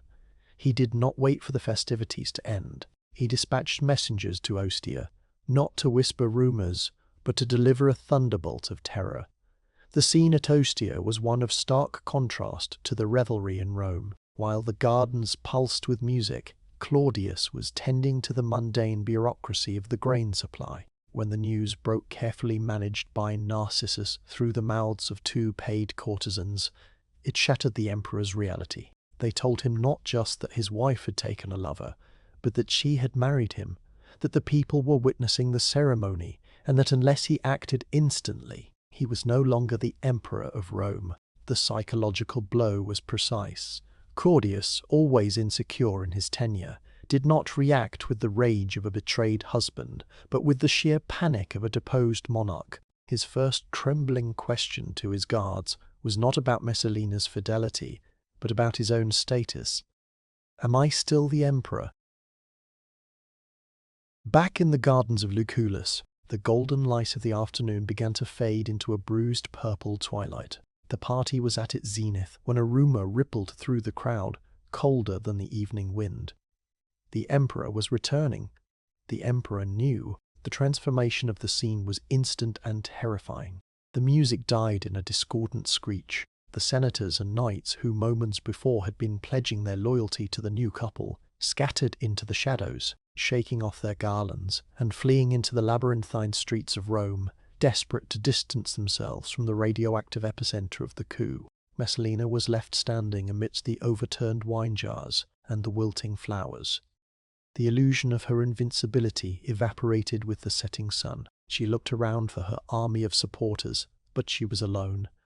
Even Silius, the man she had crowned with vine leaves, had vanished to await his inevitable arrest. For the first time in her life, the great-grandniece of Augustus, the woman who had commanded the deaths of princesses and philosophers, felt the icy grip of total isolation. But she was a survivor. She had survived the madness of Caligula's court. She had survived the birthing bed. She had survived the viper pit of Roman politics for a decade. She resolved to do what she had always done, confront Claudius face to face. She knew that if she could just look into his eyes, if she could weep and hold his hands, she could bend his will once more. She was the mother of his son, the only woman he had ever truly loved. She set out from the gardens on foot, crossing the city to meet him on the Via Ostiensis. The streets were empty, the citizens hiding behind shuttered windows, sensing the coming storm. When her strength failed, she flagged down a passing cart, not a royal carriage, but a cart used to haul garden refuse. It was a humiliating, jarring image. The Empress of Rome, jostled among the dirt and debris, riding to plead for her life. As she travelled the dusty road, she saw the emperor's carriage approaching. She cried out, her voice cracking with desperation, calling to Claudius to hear the mother of Britannicus. But Narcissus was seated beside the emperor. The freedman acted as a physical and auditory shield, shouting over her pleas, reciting a litany of her crimes, and thrusting a scroll of her infidelities into Claudius's hands to keep his eyes averted. The carriage did not stop. It thundered past her, leaving her in a cloud of choking dust, staring at the retreating back of the husband she had underestimated. Defeated, Messalina returned to the gardens of Lucullus. The silence of the place was now heavy and oppressive. The trampled grass and stained marble were the only remnants of the afternoon's grandeur. It was here that her mother, Domitia Lepida, found her. The two women had been estranged for years, Domitia disapproving of her daughter's ruthless climb. But in the face of death, the bond of blood reasserted itself. Domitia did not offer false hope. She sat beside her weeping daughter, her face set in a mask of Roman stoicism. "Your life is over," she told Messalina, her voice quiet and firm. "All that remains is to make a decent end." She offered Messalina a dagger. It was a final gift, an opportunity to reclaim her dignity through suicide, the honourable exit of the nobility. Messalina took the blade, her hands trembling violently. She pressed the point to her throat, then to her chest. But the survival instinct that had driven her for so long would not allow her to push the steel home.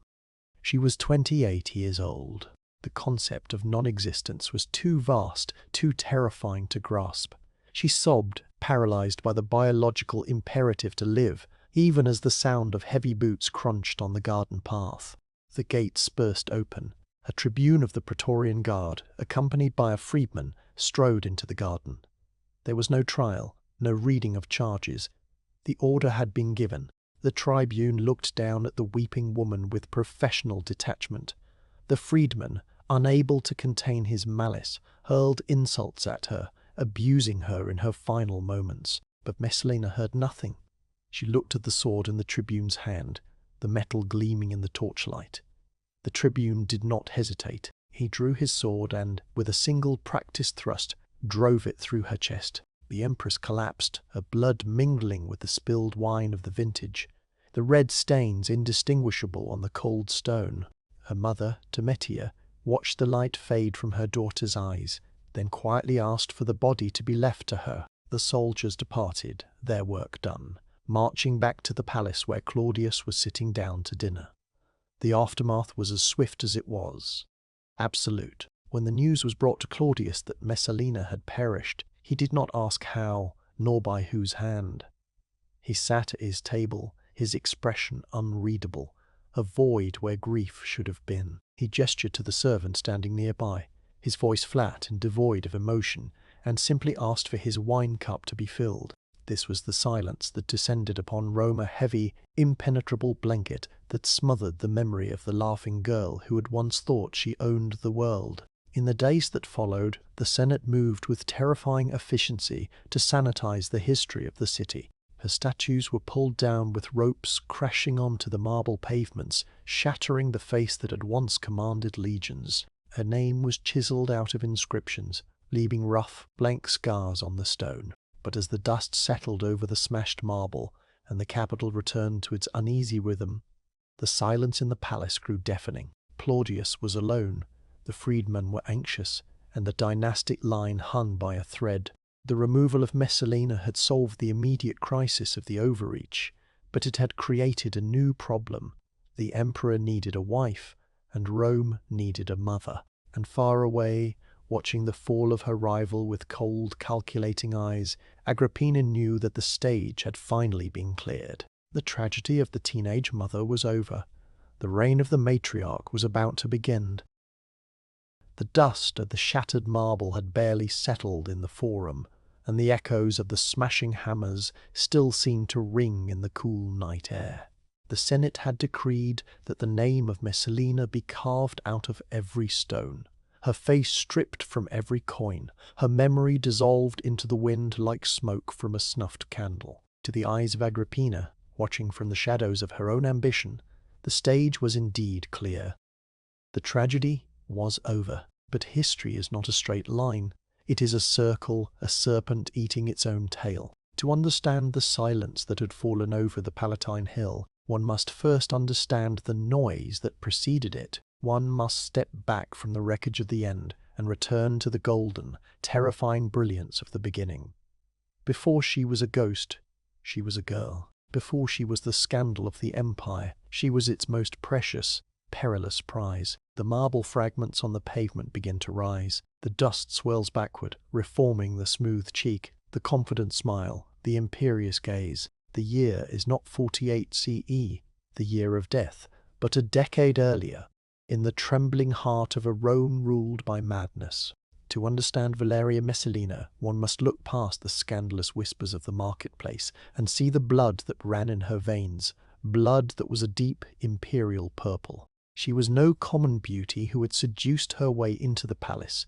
She was born to it. She was the great-grandniece of the divine Augustus, a flower blossoming on the most dangerous branch of the Julio-Claudian tree. In the ancient halls of the Valerii Messallae, one of the few patrician houses that still held the old dignity of the Republic, she was raised on a diet of absolute privilege and absolute fear. By the time she was 14, an age when the daughters of Rome were trading dolls for spindles, Messalina was already navigating the shark-infested waters of Emperor Caligula's court. It was a world where a wrong word, a misplaced glance, or a laugh that was too loud could result in exile or execution. The young Messalina learned early that in the theatre of the empire, everyone was wearing a mask. The key to survival was not just to wear one, but to never let it slip. She watched her cousin Caligula, the unstable son around whom they all orbited, and she learned the most valuable lesson of her life. Power is not given, it is performed. It was in this atmosphere of breathless terror that her fate was sealed with a marriage arrangement that seemed at the time like a sentence of obscurity. She was barely 15, a creature of vibrant, youthful energy, with eyes that held the spark of a sharp, calculating intelligence. Her husband was to be Claudius, her cousin, a man 30 years her senior. Claudius was the family joke, the stuttering, limping scholar who hid behind curtains and buried his nose in dusty scrolls to avoid the lethal gaze of the emperor. To the court, it was a mismatch of tragic proportions, the radiant, high-born beauty shackled to the invalid old man. But Messalina, with a wisdom beyond her years, may have seen what others missed. In the court of Caligula, to be important was to be a target. To be married to the fool was to be invisible. And invisibility, in those days, was the only shield that held. The turning of the tide came with the violence of a thunderclap. The date was January 41 CE. The Palatine Games were in full swing, the air thick with the smell of sweat and incense. And then the knives came out. The assassination of Caligula was chaotic, a brutal unleashing of pent-up fury by the Praetorian Guard. For a few terrifying hours, Rome stood on the precipice of a new republic or a new civil war. Soldiers rampaged through the palace, hunting down anyone who bore the name of Caesar.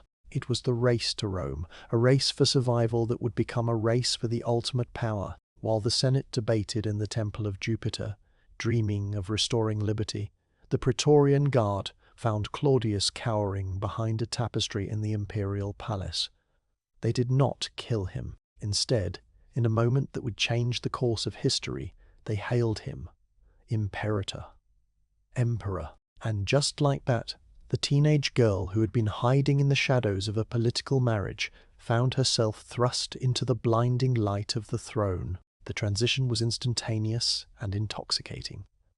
Overnight, Messalina went from being the wife of the family embarrassment to the Empress of Rome. She was the most powerful woman in the known world, and she was scarcely out of childhood. The Senate, outmaneuvered and outgunned by the soldiers who supported Claudius, had no choice but to bow. The race was won not by the swift, but by the survivors. As Claudius took the throne, leaning heavily on his guards, Messalina stood beside him. The court, which had sneered at her marriage, now looked upon her with a mixture of awe and terror. She was young, she was beautiful, and she held the ear of the emperor. But Messalina knew that a throne won by luck could be lost by complacency. She needed an anchor, something that would tie her permanently to the seat of power, something that would make her indispensable. Destiny provided it swiftly. Within weeks of Claudius's accession, Messalina gave birth to a son. They named him Tiberius Claudius Germanicus, but history would know him as Britannicus. His birth was a seismic event. Not since the days of Augustus had a reigning emperor been blessed with a son born in the purple bourne. While his father held the supreme power, the infant boy was more than a child. He was a living symbol of the dynasty's continuity. He was the shield that protected Claudius from the ambitions of rival generals, and he was the sword that Messalina wielded against her enemies. With the birth of Britannicus, the laughing girl vanished, replaced by the ferocious matriarch. Historians of the age, men like Suetonius and Tacitus, would later spill oceans of ink describing her voracious appetites, painting her as a creature of pure, unbridled lust. They told stories of her slipping out of the palace at night, of contests with prostitutes, of a woman driven by a madness of the flesh. But modern eyes, looking back through the fog of centuries, see a different silhouette. They see a young woman in a court dominated by men, wielding the only weapons available to her, her lineage, her fertility, and her sexuality. Her alleged affairs were not merely dalliances, they were alliances. In a system where she could not hold office, could not command legions, and could not speak in the Senate, Messalina built a network of loyalty through intimacy. Every senator she drew into her bed was a secret secured, a favour owed, a bond forged in the dark that could be called upon in the light. She was building a private army of influence, a buffer zone around her husband and, more importantly, around her son. The race to secure Rome was not over with the coronation. It was a daily struggle. The palace was filled with the ghosts of the past and the threats of the future. The Julia Livillas and the Agrippinas of the world were prowling the perimeter, waiting for a sign of weakness. Messalina struck first. She formed a triumvirate of power with Claudius's freedmen, the powerful former slaves like Narcissus and Pallas, who ran the bureaucracy of the empire. Together, they orchestrated a purge of potential rivals. The execution of the secretary Polybius in 47 CE was the signal fire that the girl was gone and the tyrant had arrived. Polybius had been a close ally, a man of immense influence, but when he crossed the young empress he was destroyed. It was a chilling display of her reach. She whispered in Claudius's ear, playing on his anxieties, his paranoia, his desperate need to trust her. And Claudius, the man who owed his life to the chance discovery behind a curtain, listened. He signed the death warrants, believing he was protecting the state, while Messalina was protecting the future of her son. Yet, power is a narcotic, and tolerance builds quickly. The caution that had defined her early years in Caligula's shadow began to erode under the glare of absolute authority. She began to believe in her own invincibility. The race to Rome had been won, the Senate had been cowed, and the heir was secure in his nursery. But in the quiet gardens of the Esquiline, where she held court away from the stifling air of the Palatine, a new idea was taking root. It was an idea born of arrogance and a desperate, fatal pragmatism. Claudius was old. He was growing frail, his mind wandering, his grip on the legions tenuous. If he died before Britannicus was of age, the walls would tear her son apart. Messalina looked at the chessboard of Rome and saw that she needed a new piece. She needed a partner who was young, strong, and noble, someone who could stand as a regent, or perhaps something more when the old emperor finally faded. Her eyes fell upon Gaius Silius. He was the handsomest man in Rome, a consul-elect, a man of ambition and charm. It was not just passion that drew her to him, though passion was undoubtedly the spark. It was politics. In Silius, she saw the next move in the eternal game. She saw a way to secure the succession, not through the faltering heartbeat of her husband, but through a bold, unprecedented realignment of power. But in reaching for this new protector, in starting this new race toward a different future, Messalina was about to commit the one sin that Rome could not forgive. She was about to break the illusion of the emperor's dignity. The stage that Agrippina would later watch being cleared was set not by fate, but by the empress's own hand. The whispers in the palace grew louder, swirling around the unthinkable rumor that the empress was not merely taking a lover, but planning a replacement. As the sun set over the Tiber, casting long, blood-red shadows across the 7 hills, the young empress stood on the balcony of the palace, looking out over the city she believed she owned. She did not hear the scratching of quills in the offices of the freedmen, documenting her every move. She did not see the cold, patient eyes of Agrippina waiting in the wings. She only saw the glory of the moment, the invincible rise of the house of Messalina. She did not know that the race was entering its final lethal lap, and that the finish line was a garden gate where a soldier stood waiting with a drawn sword.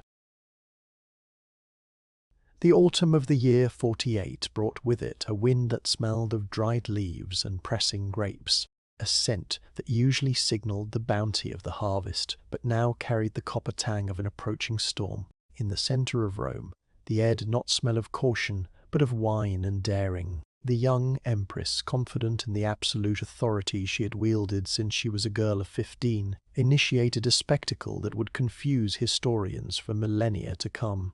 While her husband, the Emperor Claudius, was performing sacrifices at the port of Ostia, ensuring the grain supply for the coming winter, Messalina staged a pageant that blurred the lines between ritual, madness, and political coup. In the manicured grounds of the palace, she celebrated a vintage festival. Presses were brought in.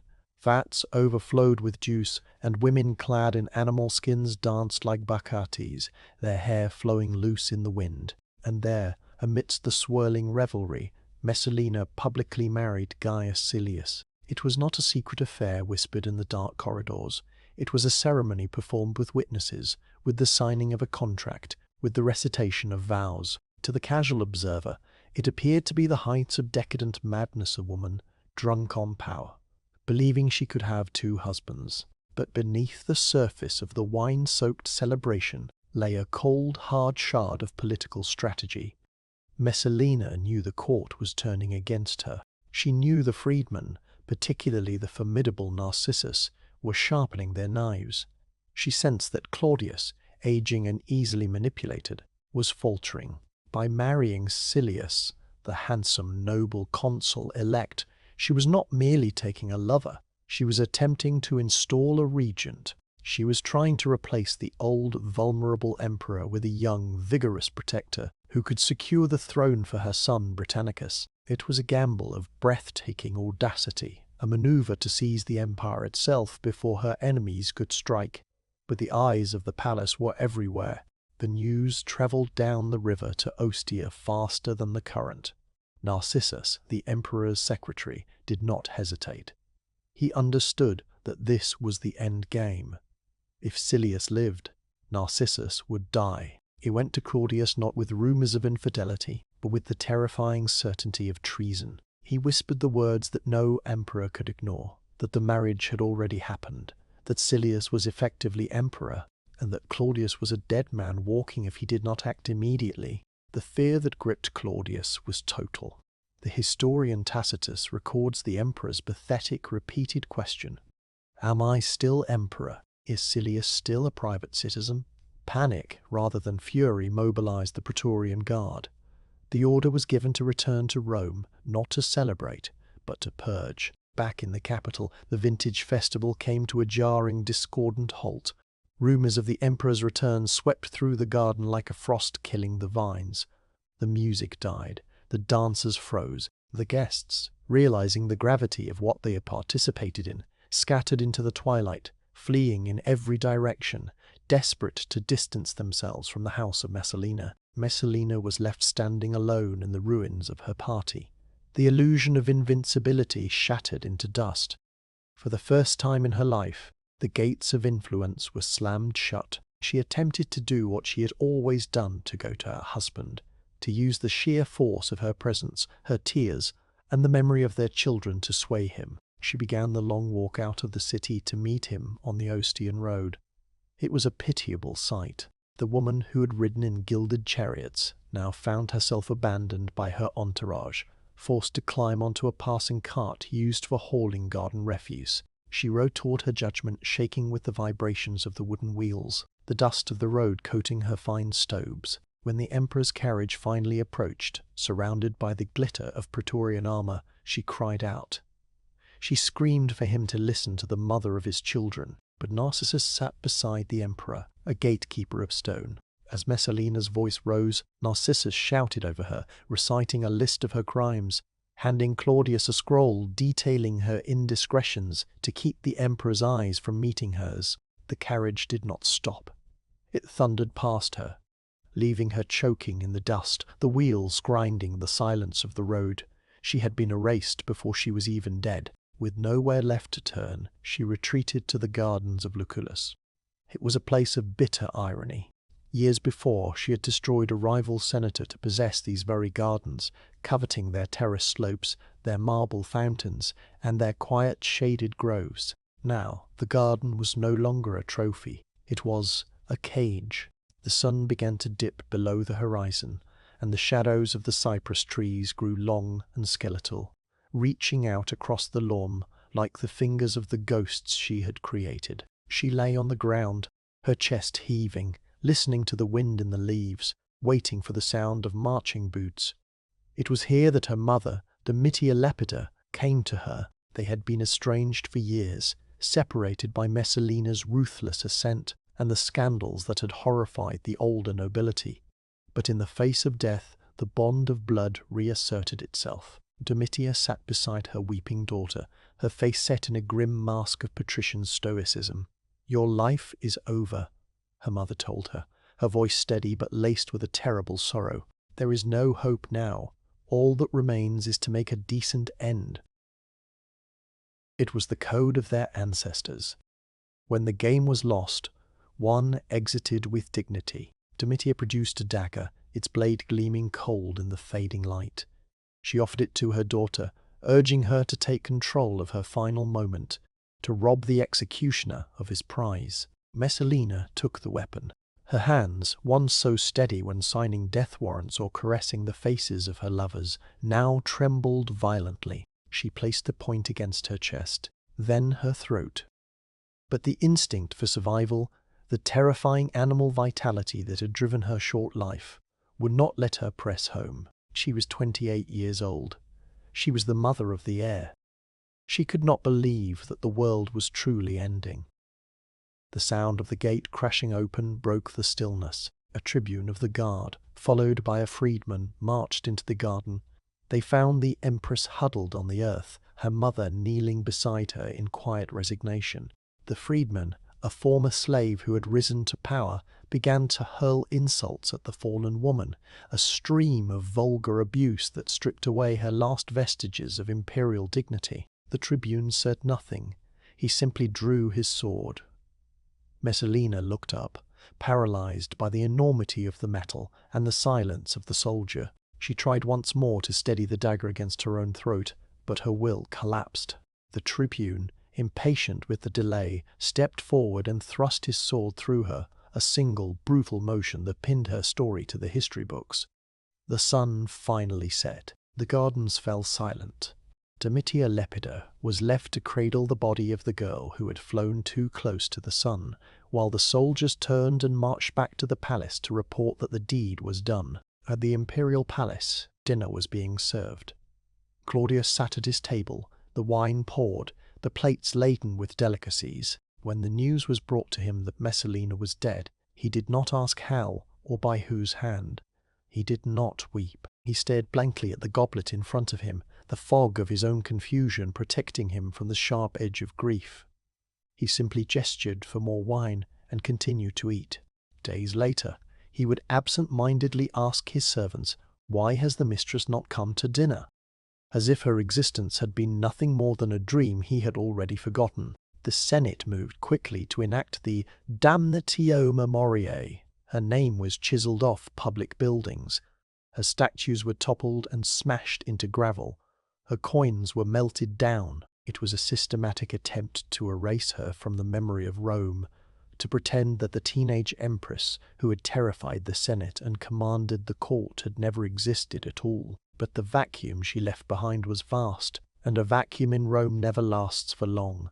The stage was empty, the blood was washed from the stones of the Lucullan gardens, and the emperor was alone, in the shadows of the palace, watching the statues of her rival being carted away to the kilns. Another woman waited. She was older, harder, and possessed a lineage even more formidable than Messalina's. Agrippina the Younger had watched the tragedy unfold with the patience of a spider. She saw the mistakes Messalina had made, the passion, the recklessness, the vulnerability of the heart. Agrippina would make no such errors. As the winter winds began to blow through the empty halls of the Palatine, the era of the scandal was over, and the era of the iron grip was about to begin. The silence that descended upon the Palatine hill in the wake of her fall was heavy, a physical weight that pressed against the marble columns and settled like dust in the folds of imperial draperies. It was the silence of a held breath, the pause between the lightning strike and the roll of thunder. To understand the magnitude of this silence, one must look back through the shattered fragments of her statues, to see the woman who had once cast such a long shadow over the world, not as the monster of legend, but as the player of a deadly game who had lost her final wager. She had been born into the purple, a creature of the highest pedigree Rome could offer. Valeria Messalina was the great-grandniece of the divine Augustus, a scion of the Valerii Messallae, a house whose roots drank deep from the bedrock of the ancient city. She was not the common temptress the histories would later paint, but a girl bred for the high stakes of dynasty. When she was merely a child of 14 or 15, blooming like a spring rose in a frost-bitten garden, she was given to Claudius. He was a man in the winter of his life, nearly 50, possessed of a stammer and a limp. a scholar hiding in the shadows to escape the murderous whims of his own family. In those early years, she learned the art of survival in the terrifying court of Caligula, where a wrong word or a misplaced smile could mean death. It was a crucible that forged her spirit into something hard and sharp. She watched, she learned, and she understood that in the Julio-Claudian dynasty, power was the only shield against oblivion. When the Praetorian Guard pulled her husband from behind a curtain and proclaimed him master of the world, the teenage girl suddenly found herself the most powerful woman in the empire. It was the birth of her son Britannicus that truly changed the tenor of her soul. She was the first empress to provide a legitimate male heir to a reigning princeps, a feat that transformed her from a decorative wife into the mother of the future. But a son is a target as much as a prize. Every move she made, every rival she destroyed, was a brick in the wall she was building around her boy. The execution of the secretary Polybius, a man who had once been an ally, showed the court that she was no longer content to share power. She struck with the ruthlessness of a matriarch wolf protecting her cub. Even the legends that swirled around her, the assassins sent to stifle the young Nero in his sleep, frightened away by a phantom snake beneath his pillow-speak, to a desperate, mystical desire to prune the branches of the family tree until only her son remained. But the game of empires is played on shifting sands. The alliances she forged through charm and intimacy, the network of senators bound to her by secrets, were fragile threads. In 48 AD, while Claudius was away in Ostia, breathing the salt air of the port, Messalina made her fatal move. She did not merely take a lover. She staged a coup. Her public marriage to the dashing consul-elect Gaius Silius was not a flight of fancy, but a calculated bid to replace the aging, pliable Claudius with a younger, stronger protector for her son. She gambled that the Praetorian Guard, weary of the scholar emperor, would side with the daughter of the Caesars and her new vigorous consort. It was a miscalculation born of youth and hubris. She forgot that the freedmen, Narcissus above all, held the true reins of information. They whispered poison into Claudius's ear, painting the marriage not as a personal betrayal, but as a usurpation of the throne. The old man, terrified of losing his crown, gave the order he would likely have forgotten by morning. And so, the scene shifted to the gardens of Lucullus. These were the gardens she had coveted, the lush, sprawling estate she had seized from a rival, now turning into her prison. The gates were barred. The sun was setting, casting long, melancholy shadows across the manicured hedges and the statues of gods who watched with indifferent stone eyes. Messalina sat on the ground, her fine robe stained with the earth of the garden she had fought to own. She was no longer the empress of the world. She was a 28-year-old woman, trembling in the gathering dark. Beside her sat her mother, Domitia Lepida. They had been estranged in the years of Messalina's power, but in the hour of death, the bond of blood pulled them together. The mother held a dagger in her hand, offering it to her daughter with a grim Roman resolve. "Your life is over," she whispered, her voice cracking with a grief she could not fully suppress. "Now all that remains is to make a decent end." She urged Messalina to take the blade, to find the courage of her ancestors, to strike her own chest and rob the executioners of their prize. Messalina took the cold steel. Her hands shook violently. She touched the point to her throat, then to her breast. But the will to live, the terrifying, visceral instinct of the body to breathe, was too strong. She could not do it. She sobbed, a sound that was small and fragile against the vast silence of the garden. The heavy tread of sandals on gravel announced the end. The tribune arrived, accompanied by a freedman who hurled insults at the fallen woman, a final indignity in a life defined by the gaze of men. The tribune said nothing. He drew his sword. Messalina looked up, paralyzed by the enormity of the moment, the metal gleaming in the twilight. The blow was struck. The story ended not with a speech, but with the dull thud of a body falling upon the flowers. Back at the palace, the Emperor Claudius sat down to dinner. The table was set, the wine was poured, and the lamps were lit against the encroaching night. He looked at the empty couch where his wife usually reclined. With the genuine, befuddled forgetfulness that had allowed him to survive the madness of his kin, or perhaps with a dissociation too deep to name, he asked his servants, "Why has the Empress not come to dinner?" The silence that followed his question was the true end of Messalina. It was the silence of erasure. Narcissus gave the order for the Dammatio Memoriae. Her name was chiseled from the facades of public buildings, leaving jagged scars in the marble. Her statues were toppled and dragged through the streets, their serene faces smashed into dust. The bronze coins bearing her likeness were melted down, returning to formless metal. Rome was instructed to forget. But the wind that blows through the ruins of the Palatine remembers. The trees in the gardens of Lucullus, their roots deep in the soil of history, remember. The silence is not empty. It is filled with the echoes of a young woman who reached for the sun and fell, leaving behind a legacy that no chisel could truly carve away. The city settled into the night. The great drama finished. The stage cleared for the next act, and the deep, restorative sleep of the ages blanketed the 7 hills, covering the tragedy in a quiet, velvet dark. Good night.